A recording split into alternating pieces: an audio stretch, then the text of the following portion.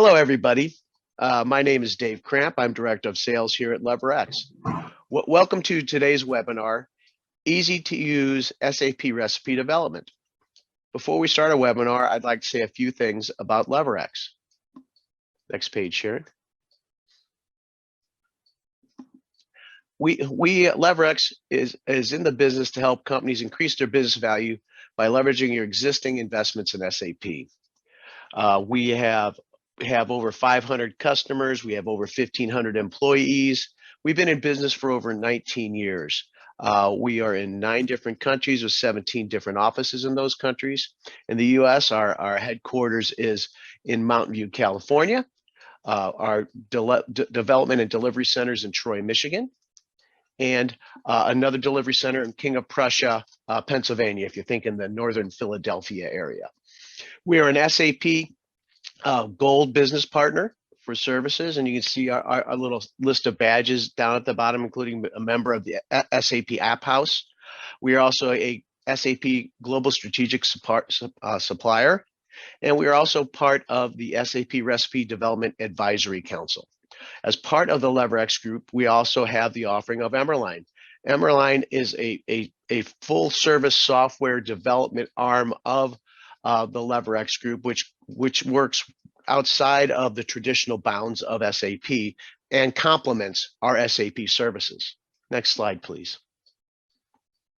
LeverX is an end-to-end global provider, so we can help you from the very earliest stages of looking at your requirements, showing you your information, doing any demos and pre-sales opportunities for you, then going down to after you select us to go to selecting, your consulting partner, doing your architecture and development, doing your implementation. We also have post support, go live, maintenance and improvement, and adoption, so we can help you with different landscapes you might have in marketing. We also offered application managed services.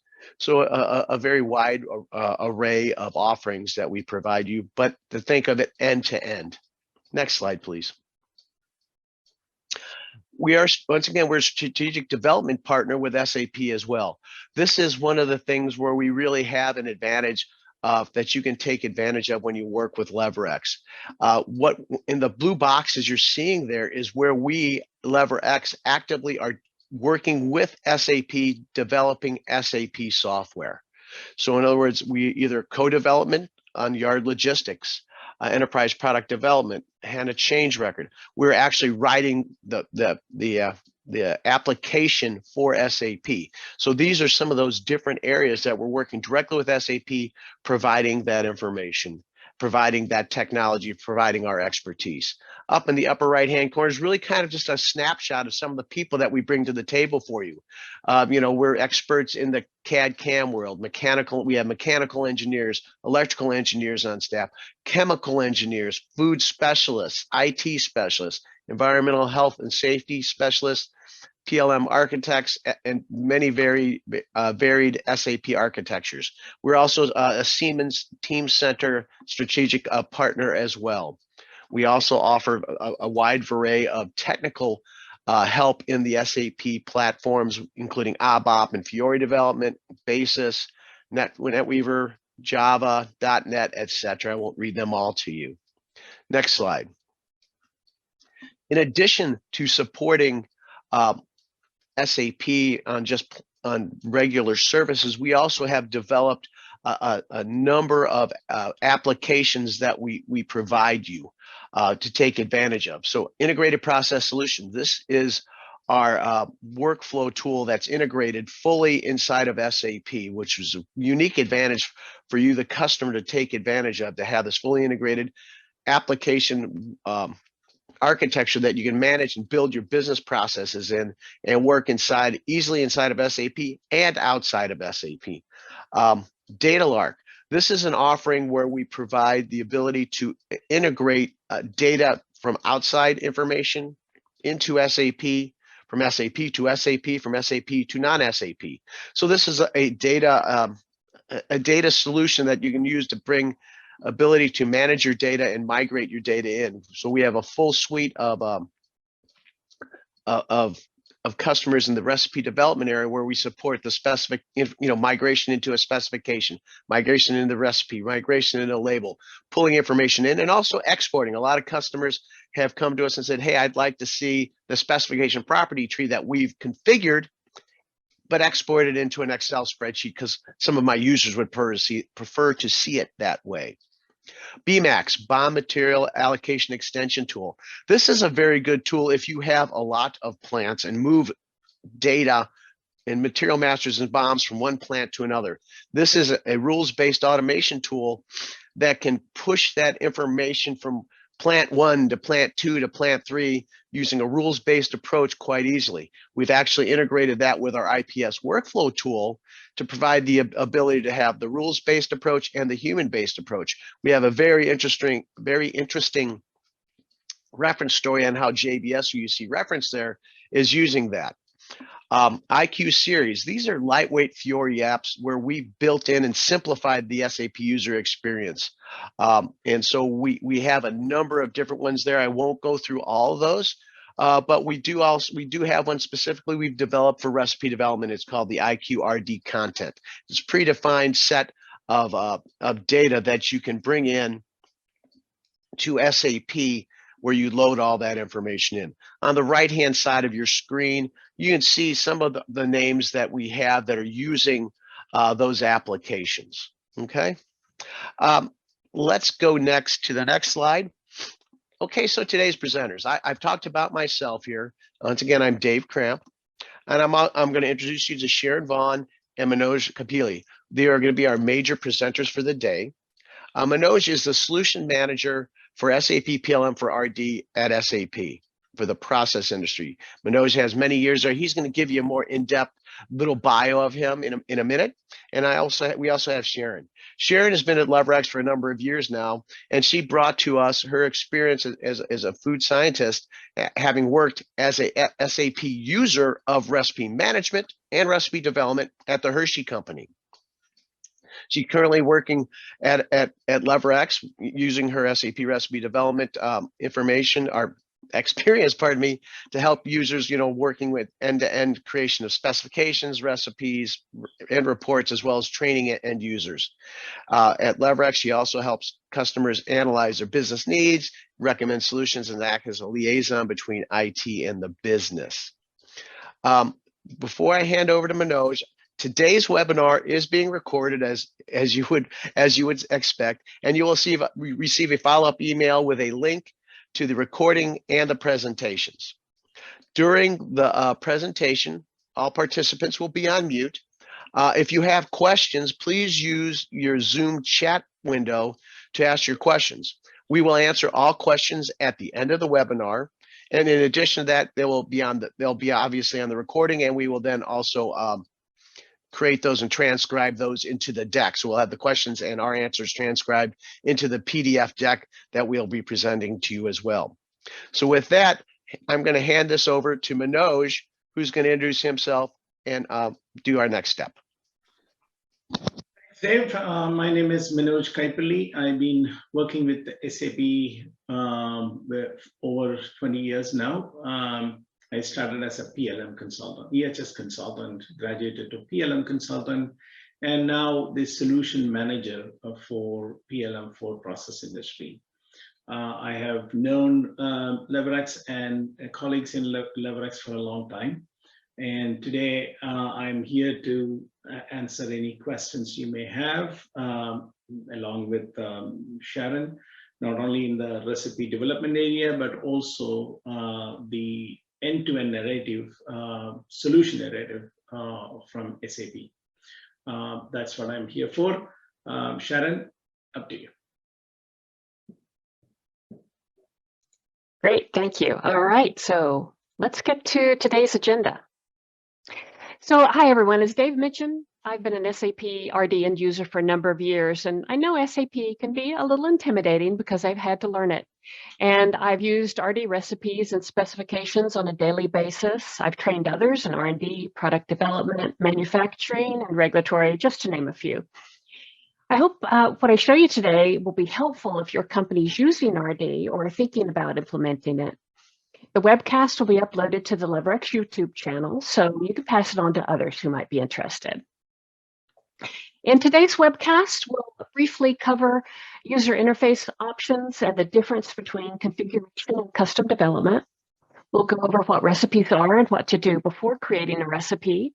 Then I'll show how to create some new recipes. So the first example will be making one by copying an existing recipe, and the second will be creating one from scratch.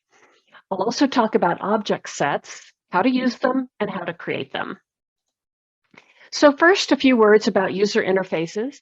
Today, I'm going to use NetWeaver Business Client, or NWBC, which is a web-based user interface. And your company may use Fiori, which is also web-based and has tiles rather than menus. But once you're in RD, the screens are pretty much the same. Your implementation partner or IT department can create a Fiori tile that takes you to NWBC. And in a moment, I'll show you what that looks like. The system I'll be in is the LeverX demo system, and it's for client demonstration. So it's set up to handle lots of different requirements. Your systems will not have as many selections, so don't let that concern you. So if you watch the easy to use specifications video, you've seen these first few slides. And I'd recommend that you look that up on the LeverX YouTube channel when you have a chance. But in case you haven't, I wanted to cover the difference between configuration and custom development, because if you're involved in a recipe development implementation project, you'll hear these terms a lot. The LeverX system has what's available out of the box, meaning that there's very little, if any, custom development. With configuration, it's possible to remove or add options to what the business needs. Programming is not required, and these changes can be done by consultants such as LeverX or by the in-house IT department at a low to medium cost. An example of configuration is creating a new recipe type.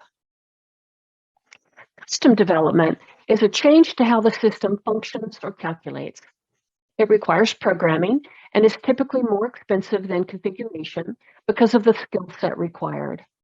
An example is changing how RD calculates moisture loss in recipes. So next, some information about recipes in RD. A recipe is an object, and objects such as recipes or specifications hold data. Recipes can contain process stages with ingredients and their quantities to represent a specific mixture. Recipe calculations include rolling up ingredient and subcomponent quantities, nutrients, allergens, and other foundational data. And these calculations can then be used in a label set for back panel label reports. Recipes also include detailed processing and equipment information through objects called building blocks. And due to time limitations, I won't get into building blocks in this webcast, but these reusable objects are a great way to document how to make the item. There's also much more that could be said about recipe features, such as contribution view, cost calculations, compliance checks, finding where used information. We'll only scratch the surface today. I always caution users to be familiar with recipes in their system. So there's a number of things to think about before you create a recipe. One thing to do is to look at similar recipes and make sure not to duplicate something that already exists. I also encourage people to be in recipe development on a regular basis so that all the time they spend in training is not lost. Before you create a recipe, you'll need to decide if it's best to copy something that exists or to create one from scratch. As a company enters more and more recipes into the system, it's very common for there to be a recipe that's similar to, but not exactly what product development needs. And when this is the case, it may be most efficient to copy a recipe. Something completely new or different enough to entail significant changes to an existing recipe is most commonly created from scratch. After your recipe review, you'll need to make sure all of your ingredients exist in the system. You'll need to know both of their specification numbers and their input quantities. And lastly, it's important to know how the product is made. Is there one stage or multiple stages? Is it made differently at different plants? Is there an intermediate recipe that could be used in other products? And I also need to think about, could my output of my recipe go into other products? Out of the box, there are multiple recipe types available, such as general, plant, and site. And your company will decide whether it's better to use what's available out of the box, or we'll have recipe types configured specifically for your products. For my purposes today, I'm a recipe developer, and I've already searched the system. I found that the regulatory group has entered the ingredients. I have my specification numbers, and I know the quantities that they're needed in the recipe. So on another note, today you're going to hear the words specification and substance. And you need to know that in RD, these two terms are interchangeable. So you'll hear me talk about or use both of them. You'll see in the recipe that I create, I'm going to use raw substance as a specification type for the purchased ingredients, finished good and semi-finished good specification types for the output of my recipes. So in today's demo, I'm going to start by copying an existing recipe, then I'll create one from scratch, and I'll throw in a few shortcuts. I'll also add my recipes to favorites and create an object set for future reference. So with that, let's get into the system. Now I have been out of the system just a little while. So first of all, I wanted to show you that what my Fiori dashboard looks like. So in this case, I've created what's called my home area. So that's what comes up first for me. And here's the tab that I would use today to get into recipe development. I've called it my work overview tab. And it is here in my home, but also if I wanted to go to recipes, I could also find it in this area. And again, it looks like it hasn't quite been set up, but it is in my home. So I'm going to go back there. And once I click on that, I'm going to have my work overview come up, but I already have that tab open now. So the first thing I need to do is I need to find the recipe that I'm going to copy today. There's a couple of ways I can do that. First of all, what I'm going to recommend, when I first come in, I'm in work overview, which, as you can imagine, that covers everything. But I want to be a little more specific today. I'm going to go down to specifications. So the way I'm going to work myself to the recipe is to start with a specification. I want to see maybe all of the recipes that might be related to my output substance. So here in my recipe work area, my specifications work area, I can see that I have the output substance in my favorites. And it's in there because I've been looking at it recently. And I put it into my favorites. But I could click on it and get to it from here, which is very convenient here in my favorites table. But I want to show you what it looks like to search for that specification. So I'm going to go to my advanced search. And I'm going to add some information here. This is a very powerful search engine that I have. I've searched for some of these things before. So if I start to type a Z, it will bring up some of the things it thinks I might need. The first of all, Z_FG, remember that's our finished good specification type. It comes up for me right away. But I could also look for it using my match code. If I wanted to, that's another way to look for things.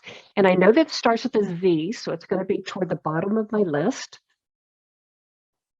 And there it is. So I could select it from here as well. So there's always, and you may hear me say this more than once, there's always more than one way to do things in SAP. This is one way to start your search. Another thing I'm going to do is add the word cheddar, because I know that the specification has that word in the system, and you can see that I've already typed that before. So I'm going to go ahead and select it. I have the stars before and after the word cheddar to tell the system, again, kind of a search that I don't care what happens, or rather what's listed before the word cheddar, or I don't care what comes after the word cheddar, as long as it contains that search string. All right, now that I've got everything in there, I can go ahead and click go, or I can click enter on my keyboard. I believe. Yeah, there we go. All right, so there's the specification I'm looking for. I'm going to go ahead and open it.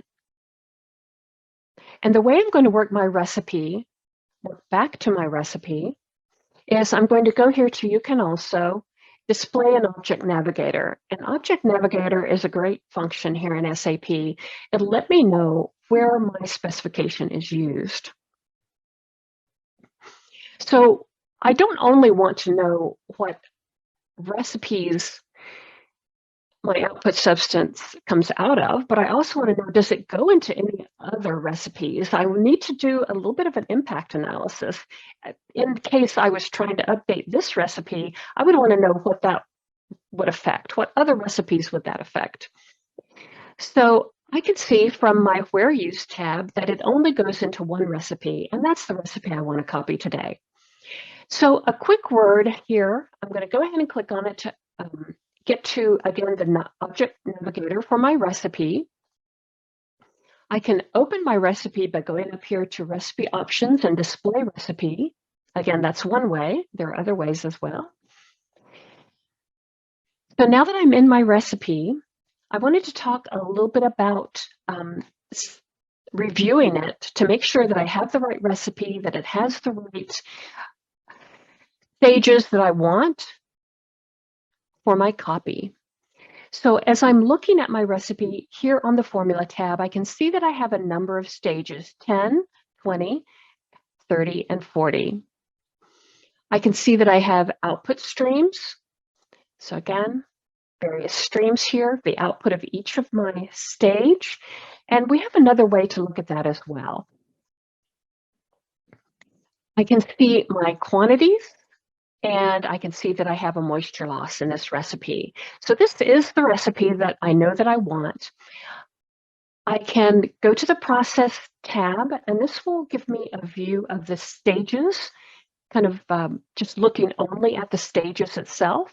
So if I go here to stage 10, and I go to Formula Items, I can see everything that's coming in that particular stage. And I can see its quantities. So again, this kind of just narrows down what I might want to look at. So I can go through each of the stages, look at what's coming in, and then go to my very final output stage. So the final output of my recipe and my final stage is always my output substance. So notice that my output substance number is the same number as my recipe output here. Again, this will always match. Let me go back to my general data real quick. Okay, very good. And my Formula tab. All right, so I've looked at everything. I know that this is the recipe I want to copy. One thing that I will hand over here to Manoj in just a moment, I'm going to look at calculations results real quick.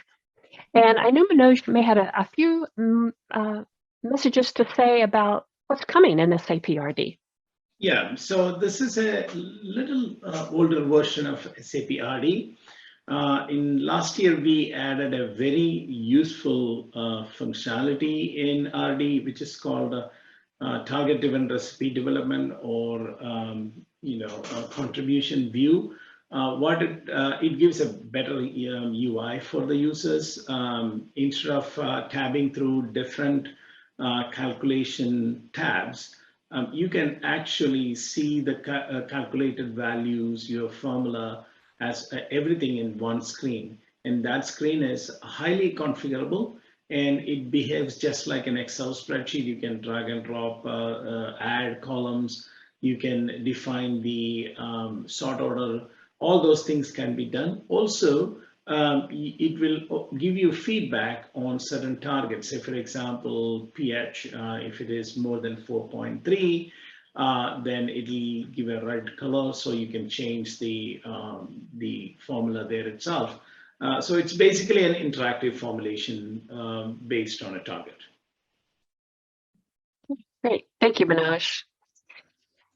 Just quickly looking here, again, something a product developer will probably want to know more about what is in each of those ingredients. So this is the components of each ingredient here in the composition tab. You may want to look quickly at nutrients. This will come up on a per 100 gram basis.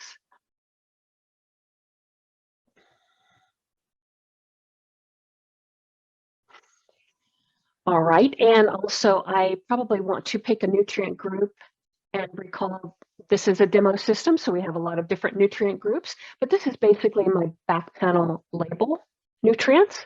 And I might even want to see that on maybe a 28 gram basis, more of a serving size.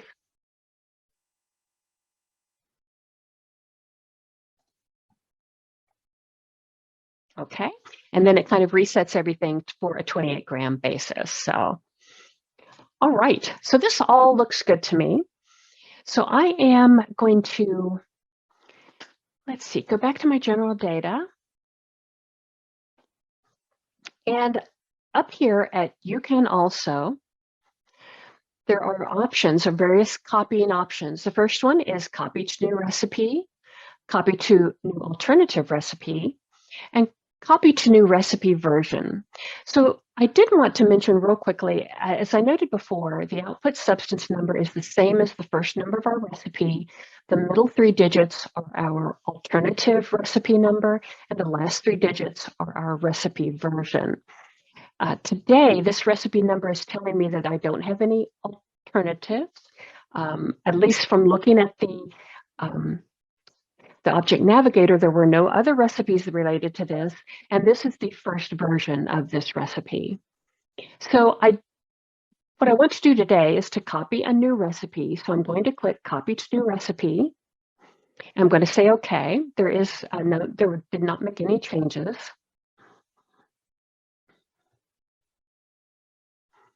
I do want a general recipe without change number because that was the same kind of recipe that I was just looking at. And I need to create a specification. So these 2 little asterisks tell me that there are things that I have to do before I can create my recipe. I'm going to go to Create Specification. I do want a substance. Recall that my specification type is the finished goods, so I'm going to make that selection. And I'm going to click OK. And this will make a new copy of my recipe. I'm clicking Continue. All right, so here's my new output specification number. Here is the old description of my recipe that I copied. So I know that my new recipe has to have a new description. So this is going to be my Cracker Crisp blue cheese. All right, so once I have that in there, I can go ahead and save. And now I need to update my output substance because it's a brand new output substance. I'm going to go here to Formula, and I'm going to go down here to my last stage because that's where my output is. All right, so there it is. There's my primary output. And now that I'm in display, I have a clickable link. So I'm going to click on that link and go to my specification.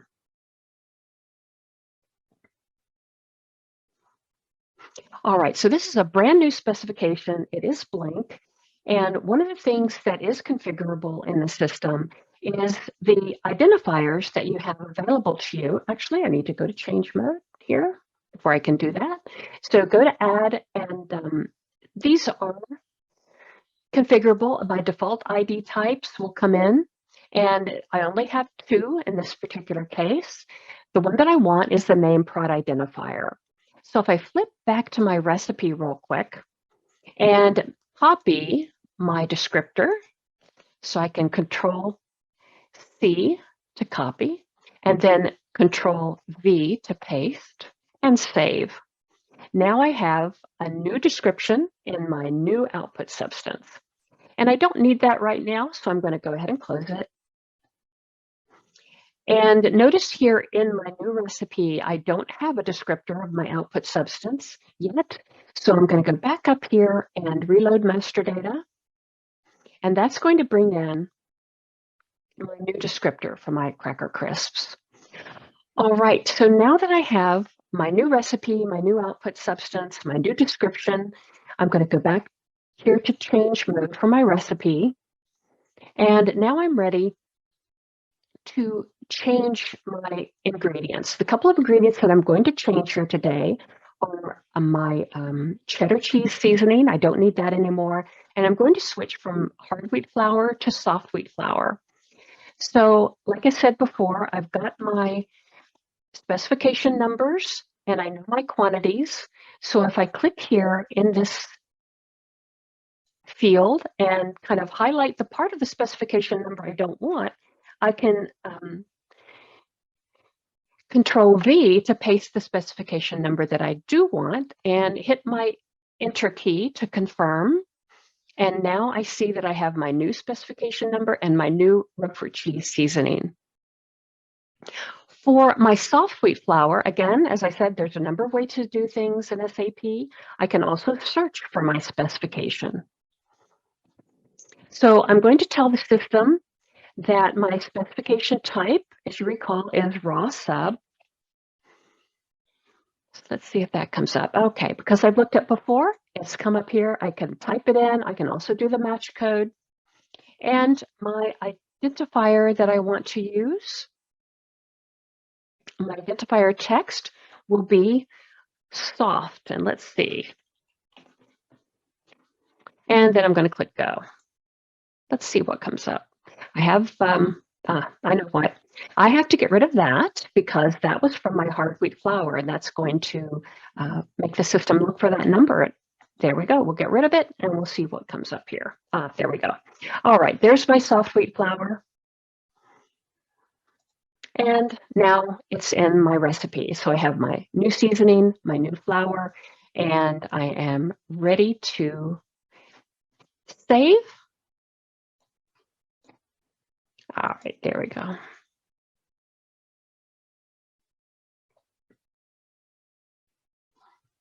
So now that I've made my changes, again, I could look quickly at my calculation results. I can see that I have my two new ingredients here in my ingredients. And I can also, let's go up here to additional functions and add it to my favorites because I want that to be in my favorites table. All right, right now I'm done with my recipe. So I'm going to go ahead and close that. And I can close my old recipe. And I didn't make any changes. And in Object Navigator, I don't need that anymore. Just going to go ahead and close a few tabs that I don't need here. All right, let's go to my recipes and we'll look at my favorites.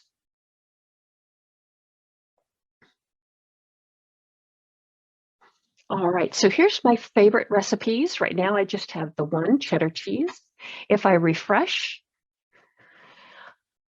I'll get my additional recipe. So now they're both here in my favorites.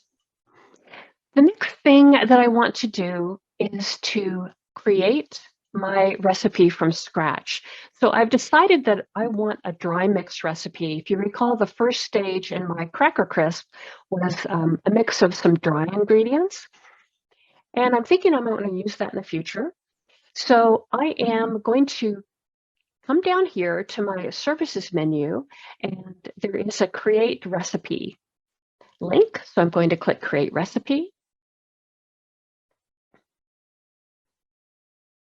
And I need to choose the recipe type, which is general recipe without change number in my case.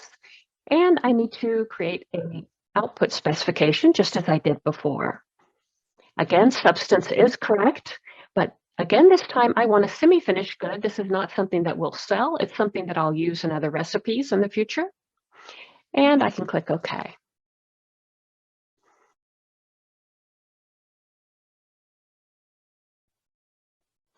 All right, so now I have my brand new recipe. There's my new output substance number. I don't have a description yet, so I'm going to start, let's see. You can see that I've created something similar in the past.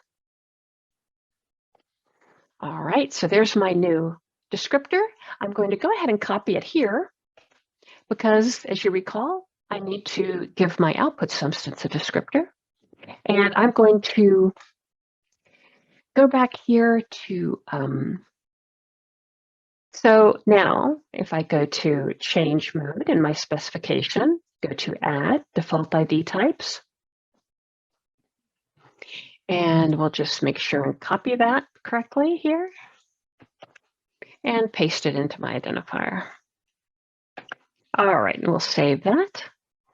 Any identifier that you don't use just disappears when you save. All right, so I'm going to go ahead and close that now. Back to my recipe, back to my formula tab, back to change mode. And I have this little arrow here. If I hover over it, it says show my object sets. So I'm going to open that, and that's going to bring a screen here that will allow me to choose an object set. So I'm going to go down here to dry mix. And you can see that this is the object set that I've created previously. I have 3 ingredients in my object set right now, and I am going to put those 3 ingredients into my recipe. So there's a couple ways you can do that. You can highlight your row and click Add to Formula. And again, that is adding to the formula over on the left, but it's a little bit out of screen right now. You can also highlight your row, and you can drag and drop it into your formula. So you can see that I'm getting some inputs here. I've got my primary output, I've got input 5 and input 10. And then lastly, you can do it kind of the old-fashioned way. So 2842, I'm going to go ahead and close this for now. 2842 is my baking soda. I can go to my specification field and click on match code.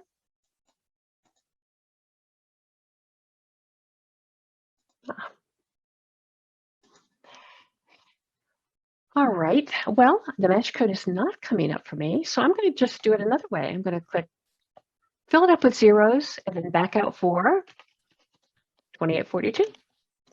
You can also star 2842 there, and it should Star? pop in there. Yeah, that should pop it in as well. Very good. All right, so with my quantities, I need to enter quantities because it was a little complaining that it doesn't have quantities for my recipe, so I'm going to take care of that now. For my salt, it's 5% salt. And again, I'm going to do this on your kind of theoretical 100 kilogram basis. Again, you can kind of maybe think of this as a percentage basis. My flour is going to be 90%, and my baking soda will be 5. All right, so once I hit that in there and hit enter, it's going to add it up for me to my theoretical 100 kilogram batch. And I'm going to save.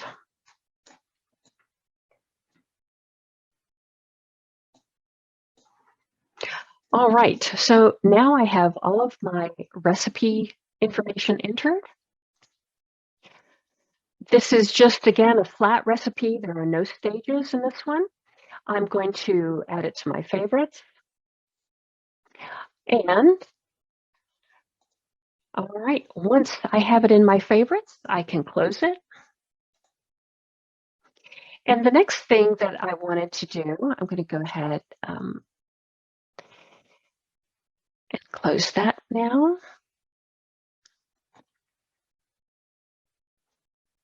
Anyway, just close a few screens here, kind of clean things up a little bit. I'll go back to my recipe overview.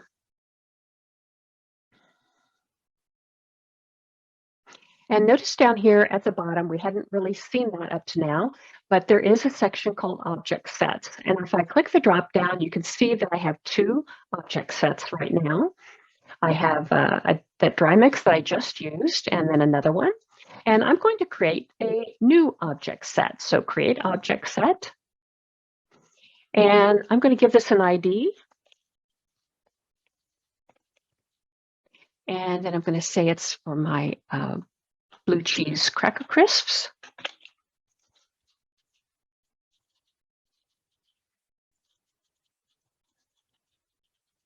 All right, and say OK. So now I have my new object set, and I'm going to go ahead and refresh my favorites because I'm going to use my favorites here. So I have the two recipes that I want to put in my object set. It's the dry mix and the blue cheese cracker crisps. So now I'm going to add object, and it's a recipe, both of them. All right, so I'm going to add my primary output, my alternative, and my recipe version number here to pull up my dry mix.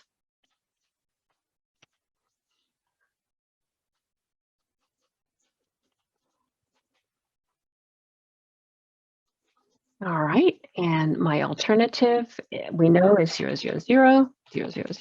version. And I'm going to say OK. All right, and then that puts that into my object set. I'm going to do the same thing for my blue cheese crisps. And this time I'm going to do 10512 and fill it up with zeros. And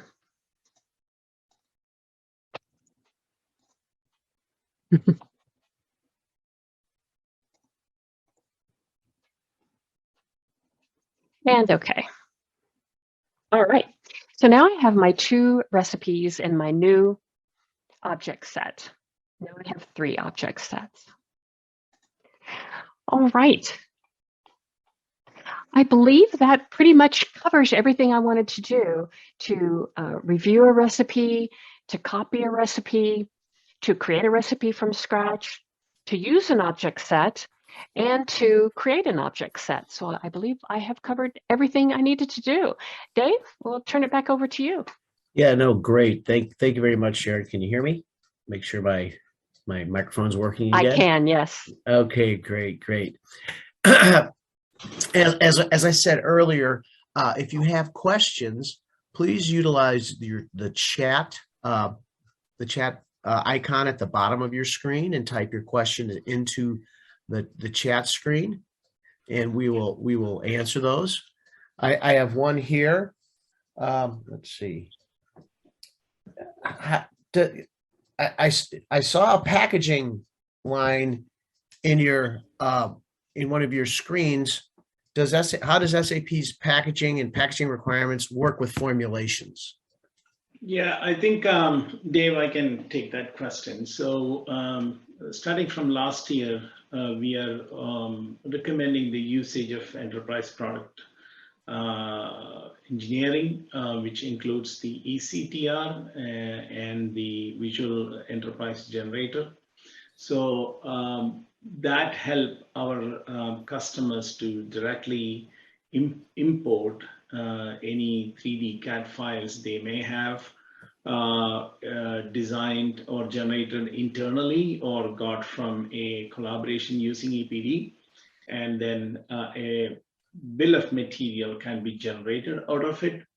And then for the responsible design and production process framework, we can actually take that information and generate specifications to do the RDP and calculate the plastic tax and things like that. Also, as you know, Dave, we have done this packaging, try to capture packaging information into specification database, which will end up in many type of property trees by using EPE and Visual Enterprise Generator and capturing it in the system. Actually get rid of all those property trees we may have to create in a better way, more efficient and aesthetically better. Okay. So yeah, I think that's a key thing that is new, and is the integration of the enterprise product formulation with the engineering control center for both any 3D visuals and developments you might do or if you have drawings or if you have PDFs. This is a full documentation tool that now comes with the enterprise product formulation S4 only, not ECC, S4 only license.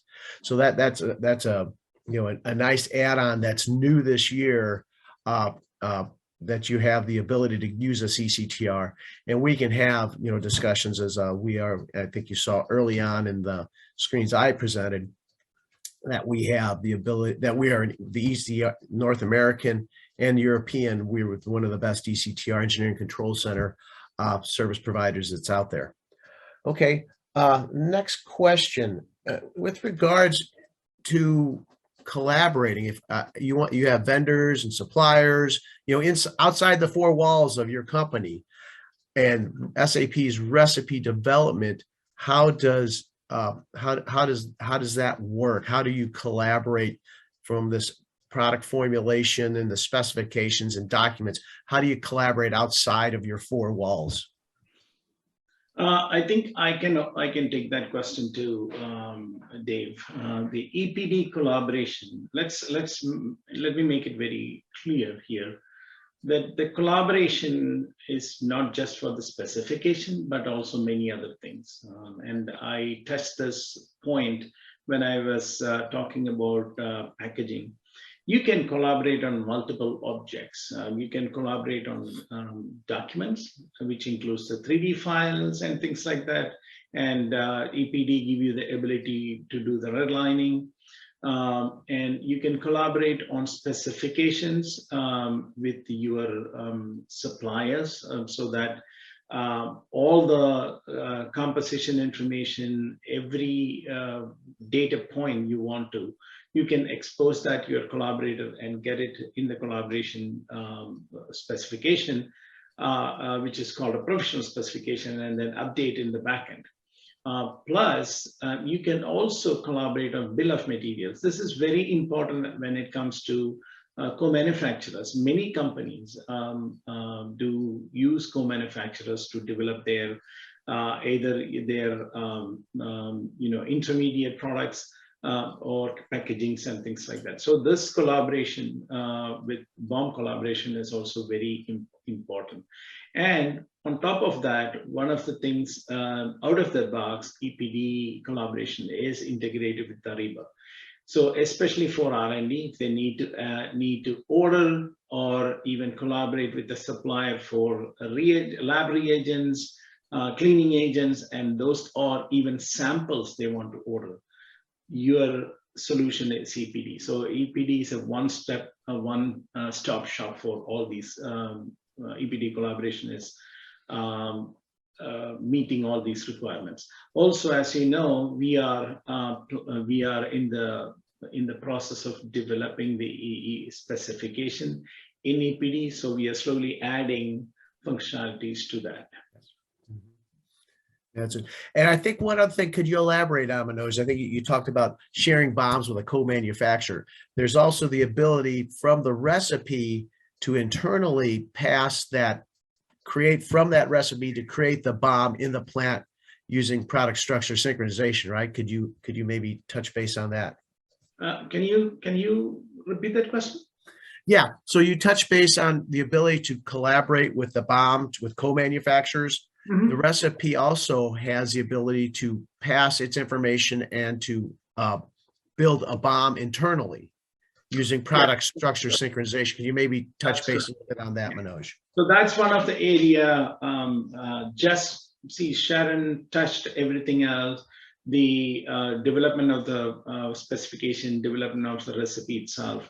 And the last but not the least important functionality is take the digital information and pass it to the physical world. I call it as a digital twin meets the physical twin. So what it does is it takes all the information in the formulation and pass it over to the manufacturing area as a bill of material or a master recipe. So why is it important? It is very important because most of the time the R&D is disconnected from what is being manufactured in the system, right? They may envision a product in the lab, but plant may add, change things. So this is a means for R&D to get the downstream visibility on what is being produced. Okay, Great. That's some great add-on to that. And I think one thing that I was going to add on, we didn't have a question here. We really didn't have a chance to touch base because we're actually running out of time here, is the change control. We built some things without change masters today just for the sake of brevity and the ability to get through the demo.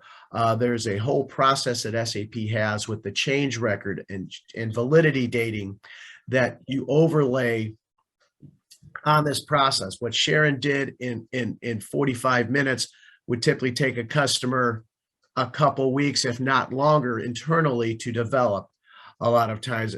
And the next thing is the approval of that. So you have the business process of introducing the change, making the change, approving the change, implementing the change.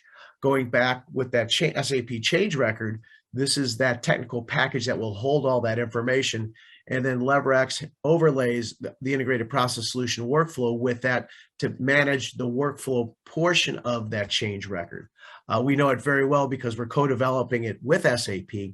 So our IPS workflow tool will work with that as well. So just like another thought there that I would thought, because you have to manage that. And then I got one more question. It didn't pop up, but that it just occurred to me as we were talking about it, change control and releasing it. Could we talk about, Manoj, just real quick about regulatory compliance and regulatory compliance checking within the application and how SAP does that? Yeah, so as you know, we do have the compliance check, which is built into the system. So say, for example, a classic example is if you're making a toothpaste for children, it should not have fluoride in it. So from the beginning itself, if you want to check that information, then you can check and make sure that your product doesn't have certain substances which is either prohibited or of limited use, right? So that's built-in ability. Then we have the classic product compliance, where you can actually pass on information to the product compliance. You can check for REACH regulations. You can create your SDS based on. So a typical example is you start your experimental recipes, you keep on experimenting, and then once you have a good sustainable recipe, then you have that, all that information will be recorded in the specification, and that specification now will be used to do the product compliance check. Not only that, what we are planning now, and we already have, is the RDP, Responsible Design and Production. It basically looks at your production, look at your packagings, and then give you how much it will cost as a plastic tax, and also the information to fill the EPR forms and things like that. And we are also working to give this to enhance the RDP, so that in the beginning itself, the development stage itself of your packaging, you know what the tax will be, what the EPR form will look like. Again, like I said, now SAP is putting together a complete end-to-end process scenario rather than positioning one solution by solution. Perfect. That's great, because that area is so dynamic and it's changing by the minute, I'd like to say. Yeah. One more thing I'd ask you, Manoj, is there's a SAP PLM RD mini conference coming up, right? In the May timeframe. Can you maybe let everybody know a little bit about that before we sign off here? Mm-hmm. Of course, we do have the Sapphire coming up this time. After 2 years of gap, we are having a physical Sapphire in Orlando and many other places. And you can go to the Sapphire website and you can register for that. Many of our customers are presenting their experience with recipe development, PLM, EPD, and things like that. We have resources from SAP. They are showcasing the solutions, end-to-end solution, in the demo store, and we have roundtable conference and things like that. So that's one major event coming up, and then we also have a virtual PLM Info Day. Those who are in Europe, they will have a better access to that because of the timing. But we are also planning, which I will share that information with you, Dave and Sharon. We are also planning similar info day for North America. So soon after the Sapphire, we will start planning for that, and we will have exclusive PLM info day for the process. We will have on the side PLM discrete also, but there'll be two different distinct work streams to address. No, that's great, and it's exciting that, you know, and hopefully we can get those set up that we can actually be person to person at those as well, and not necessarily virtual. But yeah, so everybody out here, as we get this information, as Manoj says, these are dates and times that are being worked on for a couple of these PLM info days. We will share that with you, and we will be there. We will also, LeverX is also going to be at Sapphire. We will have a booth there as well. So I will physically be there. Sharon will not. Manoj is still working on that. But, you know, we're running up to the end of time here. You know, I would like to thank you all for attending. And I would like to thank our presenters, Manoj and Sharon, for, you know, to me, a very insightful 1 hour here of information that we provide for you. We value your feedback. So if you have anything you wish to, you know, come back to us, or you think of a question later, you have our emails. Please present them to us with your question. We'll gladly answer them. And once again, as I said earlier on, you will be receiving a link to the recording and the PDF that we presented there. And then, as you say, we also put this up on the YouTube channel. So with that, I would like, I'm going to say thank you very much, Sharon, Manoj. Thank you. Thank you. And we will close our webinar once again, and goodbye. Have a great day.